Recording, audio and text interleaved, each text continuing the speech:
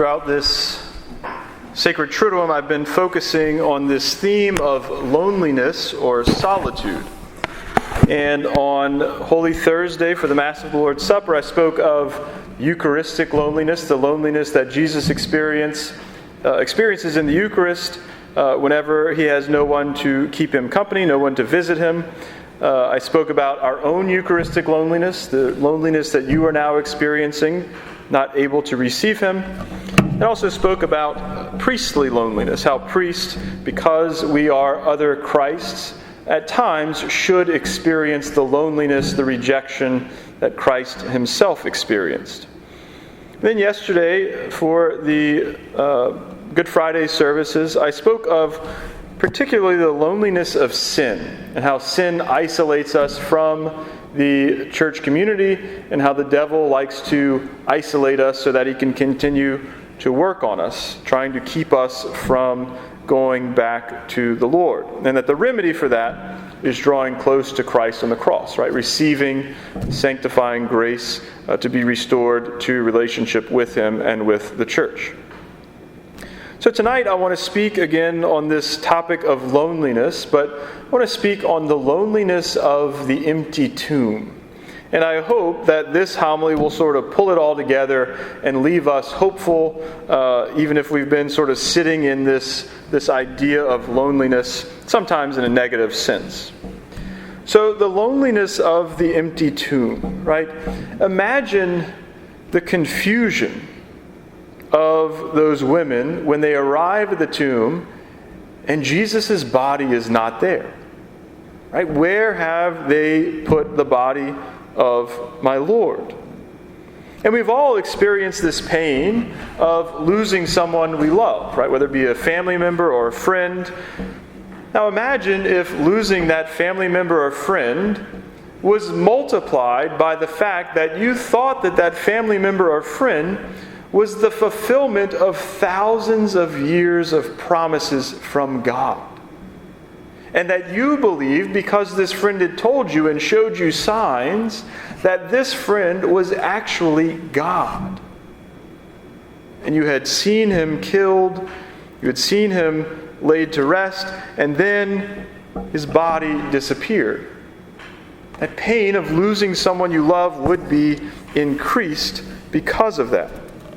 And so it would be the pain not only of losing a family member or a friend, but also losing hope. Because you had placed your hope in this person. Your hopes would be ruined, and you would be confused as to where to go from here. Right? A lot of times when we lose someone really close to us, we say that, right? I don't know how I'm going to go on without this person. Again, imagine that was increased because this person was God. And so we would have, right, that pain of feeling abandoned by God. And that's what these disciples had. When they ran to the tomb, they felt like maybe they had been abandoned. Perhaps their friend had betrayed them. Right? Jesus, they probably told us that he was God. What do we do now? Where do we go from here? Well, we're here tonight because finding the empty tomb is not the end of the story. Right? There is more, which we heard in the gospel. We are celebrating in these days the passion, death, and the resurrection of Christ. And so, like the funeral rite says, our relationship with Christ is changed, not ended. Right? Especially for those disciples. He's no longer walking the earth with them as a brother, but their relationship has changed. It's not ended, it's changed. And so loneliness remains as we move into this Vigil celebration, but with the resurrection and in the resurrection and through the resurrection, this loneliness loses its negative connotation, and we can focus more on it being transformed into simply being alone with Christ. Right? It's no longer a loneliness of having no one and being empty, but it's being alone with Christ. And that's what I want to focus on in this homily. So hopefully one of the graces of this time of being forced to stay home and being forced to sort of drop all of our busyness is that we've been forced to be alone with Christ. And I know that a lot of you have done this, right? You've told me that you've had more time to pray. That in some ways you felt closer to God because you just don't have as much going on in your life. And this is important for us to focus on during this time and throughout our lives, because at the end of our life, we're going to be judged in just that fashion. Right? Just us and Christ. My mom's not going to be there to say how good of a boy I was. Right? Nobody's going to be able to vouch for me. It's going to be me and Christ. And Christ is not going to be concerned if my parents went to Mass every weekend. They do, right? But He's not going to care about that.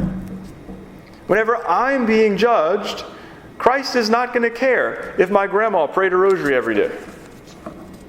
It's going to be about me. Right? Christ is going to say, how well did you, Father Broussard, love me? And how well did you treat my people, made in my image and likeness, because of me, because of your love of me? Right? In the end, it all comes down to us being alone with God. How well did you live your life? How did you follow my commandments? How did you follow Christ and His church? So the last aspect of this loneliness of Easter, or this being alone with the risen Christ, that I want to touch on is this. That Christ doesn't desire a relationship with His people in a general sense. Right? I think that's one of the beautiful things about having all 7 Old Testament readings, is that you see the progress of God's relationship with His people. And so God does not desire simply to have a relationship with people in general, but that Christ desires to have a relationship with each and every single person, individually. That Christ desires a relationship with me. That's hard to believe a lot of times, because I know me, and sometimes I don't want a relationship with me. Miles is probably shaking his head, yeah. Right? But that Christ wants a relationship with me personally. And Christ wants a relationship with you personally. Right? Just as He appeared to His apostles after the resurrection as they needed. He didn't appear to all of them in the same way, but He appeared to them as they needed to receive Him. He continues to appear to you and me today. And He does this in different ways. Right, I did that little video of St. Therese, and I kind of went on and on about how much she loves me, and she does,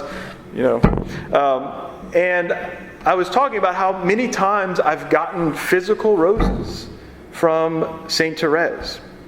And I had a friend of mine who sent me a video, a song about St. Therese, and she said, I asked Therese for a rose and I received this song, right? She doesn't give me physical roses, but somehow she lets me know. And I responded, I said, she reaches out to us as we need her, right? She knows that I need that rose. She knows that my friend needs that song, right? Something to sort of hang on to. And so Christ wants a relationship with us, and He wants to show Himself to us as we need it, right? Father Broussard needs to be shown Christ in a different way than you do. That's okay, right? Christ meets us where we are. That's part of His being alone with us, is that He is individually concerned with me and how I need Him. Right? And so as we wrap up this series on loneliness, we should spend time throughout this Easter season thinking and praying about God's personal love for us. Right? Not God's love in general, but God's love for me and God's love for you. Right? He created you, He created me out of love, and He wants to be alone with us. to foster that love, to grow that love in our relationship of prayer. And so ask God for the graces to be open to His love, to this relationship that He wants to have with you. Ask Christ to help you to encounter Him, right? Risen from the dead during this Easter season, and thank Him for this opportunity to slow down, to spend time alone with Him, and to allow Him to appear to you as He knows you need Him.